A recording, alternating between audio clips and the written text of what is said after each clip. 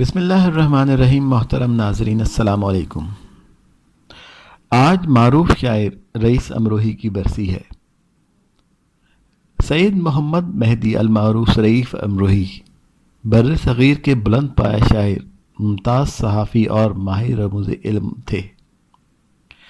آپ 12 ستمبر 1914 کو U P کے شہر امروہہ کے علمی اور ادبی گھرانے میں پیدا ہوئے۔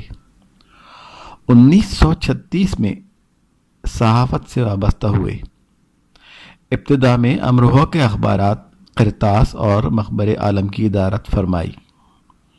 بعد ازاں روزنامہ جدت مراد آباد کے مرید اعلیٰ رہے۔ آپ سید محمد تقی اور جون ایلیا کے بڑے بھائی تھے۔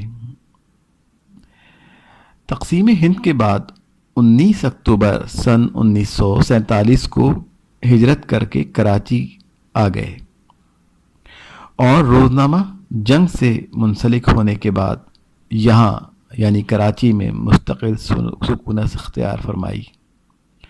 آپ کی ادارت میں جنگ پاکستان کا سب سے کثیر الاشاعت روزنامہ بن گیا۔